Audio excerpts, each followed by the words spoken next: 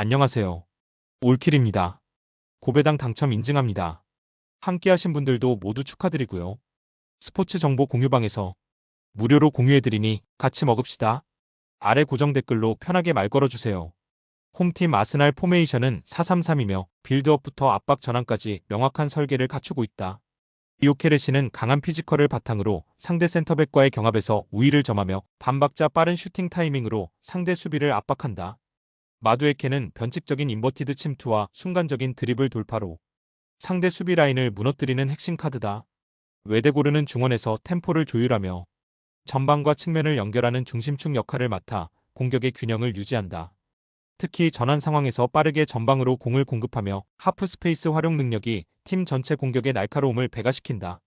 최근 경기에서 보여준 패스 템포와 전방 압박의 연계는 확실히 안정감을 되찾아가고 있다는 점에서 기대가 크다. 원정팀 노팅엄 포메이션은 4-2-3-1로 수비적 안정성을 우선하는 구조를 유지한다. 우드는 제공권과 세트피스 상황에서 타깃 역할을 수행할 수 있으나 활동 반경이 좁아 전방 압박에서는 한계를 보인다.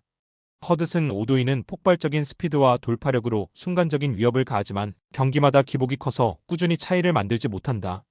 깁스 화이트는 이선에서 창의적인 패스를 시도하지만 주변 자원들의 지원이 부족해 영향력이 제한되고 있다. 더 큰 문제는 최근 감독 교체로 인한 혼란이다. 누누 산투 감독의 경질 이후 조직력이 크게 흔들렸고 수비 전환 속도가 늦어지며 공간 관리에 심각한 문제를 노출하고 있다. 결국 단조로운 전개와 불안정한 팀 분위기가 맞물리며 강한 압박을 동반한 상대의 전술에 취약한 흐름을 드러내고 있다.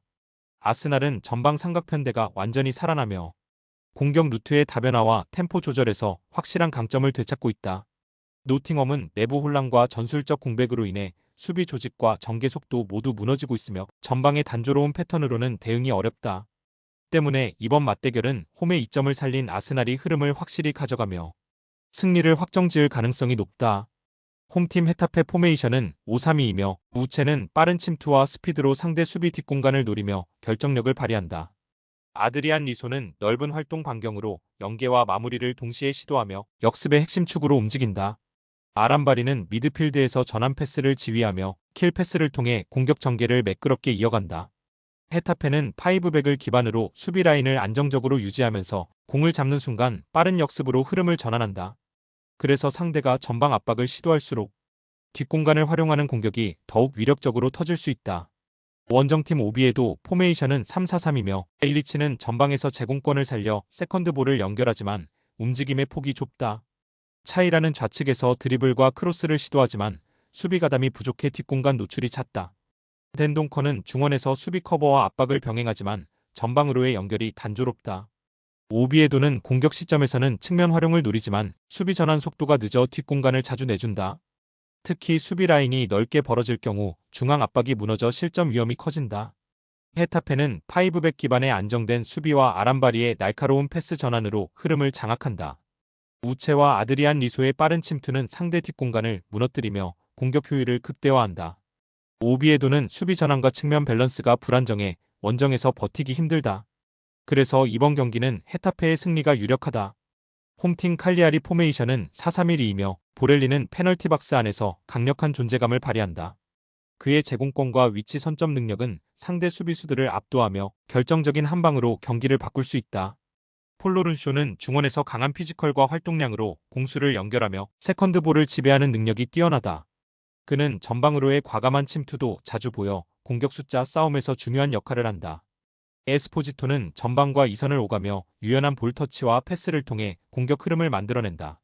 특히 그의 연계 능력은 보렐리와의 호흡을 극대화해 칼리아리의 공격 완성도를 높인다. 무엇보다 측면에서는 풀백과 미드필드 라인이 동시에 가담하며 수적 우위를 확보해 공격 템포를 끌어올릴 수 있다.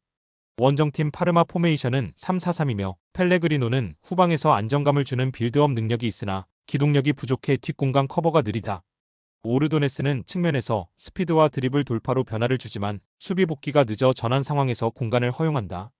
아드리안 베르나베는 중원에서 창의적인 패스를 뿌리지만 상대 압박 강도가 높아지면 활동 반경이 제한된다.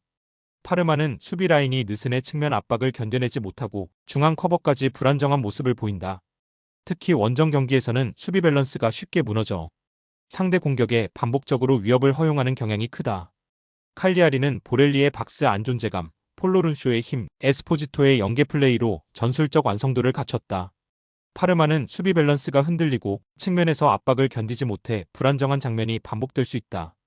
따라서 이번 경기는 홈 어드밴티지를 가진 칼리아리가 전술적 우위를 앞세워 승리를 거둘 가능성이 높다. 홈팀 프라이부르크 포메이션은 4-2-3-1이며 휠러는 전방에서 순간적인 침투와 결정적인 움직임으로 상대 뒷공간을 위협한다. 그의 스피드와 연계 플레이는 공격 전개의 중요한 기점이 된다. 그리포는 측면에서 세트피스와 크로스를 담당하며 왼발의 정교한 킥으로 득점 기회를 창출한다. 그의 킥 한 방은 경기 흐름을 단숨에 바꿀 수 있는 무기가 된다. 에게슈타인은 중원에서 전진 패스와 압박 회피 능력으로 공격 템포를 조율한다. 그의 왕성한 활동량은 수비와 공격을 동시에 연결하며 팀의 안정감을 더해준다. 특히 프라이부르크는 휠러와 에게슈타인의 패턴 플레이를 중심으로 중앙과 측면을 유기적으로 활용한다. 원정팀 슈투트가르트 포메이션은 4-2-3-1이며 데미로비치는 제공권과 포스트 플레이에서 강점을 보이며 세컨드 찬스를 득점으로 연결한다. 그의 활동 반경은 박스 안에 국한되지 않고 넓게 퍼져 공격 전술의 다양성을 만든다. 볼테마드는 전방에서 움직임이 영리하며 데미로비치와의 스위칭 플레이로 상대 수비를 혼란스럽게 한다. 그의 침투는 뒷공간을 파고드는 과정에서 위협적인 장면을 자주 만든다. 르웰링은 측면에서 스피드를 활용해 전방 압박과 빠른 전개를 주도한다. 그의 과감한 돌파는 상대 수비 블록을 흔드는 중요한 전술적 자원이다. 슈투트가르트는 전방 압박과 스위칭 플레이를 앞세워 상대 수비를 흔드는 데 초점을 맞추고 있다. 프라이부르크는 휠러와 에게슈타인의 연계, 슈투트가르트는 데미로비치 볼테마드의 스위칭 패턴으로 공세를 주도한다. 하지만 두 팀 모두 뾰족한 플랜 B 전술이 없어 결국 서로 공격 루트가 읽히며 답답한 공방전이 이어질 수 있다. 따라서 이번 경기는 고집불통 전술 스타일이 맞부딪히며 무승부로 귀결될 가능성이 높다. 홈팀 마인츠 포메이션은 3-4-3이며 흘러바흐는 전방에서 제공권을 살려 포스트 플레이에 집중하지만 마무리 옵션이 제한적이다. 시브는 중원에서 활동 반경을 넓히며 볼 연결을 시도하나 압박을 받으면 패스 선택지가 단조로워지는 한계가 있다.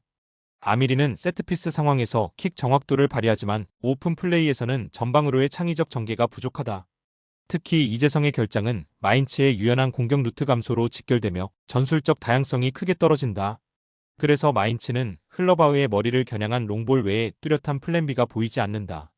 원정팀 라이프치히 포메이션은 4-3-3이며 오펜다는 폭발적인 스피드를 살려 뒷공간을 파고들지만 과도한 의존도가 문제다. 바카요코는 측면에서 인버티드 돌파를 시도하지만 수비가 준비된 상황에서는 돌파 루트가 쉽게 차단된다. 사비 시몬스는 이선에서 전진 패스로 활로를 열지만 파이널 서드에서 결정적인 한 방을 만들어내는 빈도는 줄어든다. 라이프치히 역시 전술적 전개가 지나치게 바카요코, 오펜다 콤비에 맞춰져 있어 예상 가능한 공격 루트가 반복된다. 그렇기 때문에 상대 수비 입장에서는 대응이 오히려 단순해지는 구조가 만들어진다. 마인츠는 이재성 결장 이후 공격 루트가 더욱 제한적이며 흘러바흐 의존도가 뚜렷하다. 라이프치히는 오펜다와 바카요코 중심의 전술이 예측 가능해지면서 공격 효율이 저하된다. 교체 카드 역시 전술적 변화를 주지 못해 흐름은 단조로울 수밖에 없다. 결국 경기 전반적인 흐름은 루즈하게 흘러가며 승부는 무승부로 귀결될 가능성이 가장 높다. 홈팀 볼프스부르크 3-4-3 전형을 유지하면서도 페라우어의 독특한 메잘라 움직임으로 공격 루트가 다채롭다. 그는 중앙에서 측면으로 대각선 침투를 시도하며 하프 스페이스를 흔들어 페널티 박스 안쪽까지 파고든다. 쾌미르는 전방에서 속도를 활용해 상대 수비 뒷공간을 노리며 순간적인 마무리에서도 강점을 보여준다. 야키치는 중원에서 압박과 탈압박을 동시에 수행하며 공격 전환의 리듬을 끌어올린다. 이 조합은 단순히 박스 안마무리에만 국한되지 않고 측면 중앙을 연결하는 전술적 다양성을 제공한다. 그래서 볼프스부르크는 페라우어를 축으로 하여 예측하기 힘든 공격 패턴을 전개할 수 있다. 원정팀 쾰른 3-4-3 형태로 나서며 수적 균형을 맞추려 하지만 전방 위력은 제한적이다. 빌턴은 좌측에서 직선적인 돌파를 시도하지만 문전 마무리에서는 일관성이 부족하다. 카민스키는 제공권에서 강점을 보이지만 빠른 압박에 노출될 경우 볼키핑이 약하다. 마르텔은 중원에서 활동량은 많지만 볼 전개에서 세밀함이 떨어져 공격 리듬이 끊기곤 한다. 특히 수비 전환 과정에서 뒷공간 커버가 늦어지는 장면이 반복되며 상대의 하프 스페이스 침투에 취약하다. 그래서 페라우어와 같은 메잘라, 유형의 선수에게 공간을 내줄 가능성이 크다. 볼프스부르크는 페라우어의 변칙적인 메잘라 움직임을 중심으로 공격 패턴을 다양하게 가져갈 수 있다. 쾌미르와 야키치의 조합은 전환과 마무리에서 안정감을 더하며 경기 운영의 완성도를 높인다. 켈르는 수비 전환 속도가 느리고 하프 스페이스 커버가 취약해 위기를 반복할 수밖에 없다. 결국 전술적 상성과 결정적인 순간에서의 차이가 승부를 갈라놓으며 볼프스부르크의 승리가 예상된다. 홈팀 우니온 베를린 포메이션은 5-3-2이며 에일리치는 전방에서 제공권과 포스트 플레이를 통해 후방에서 올라오는 롱패스를 안정적으로 연결한다. 안사는 폭발적인 속도로 뒷공간을 공략하며 수비 라인을 끊임없이 흔들어 역습의 날카로움을 더한다.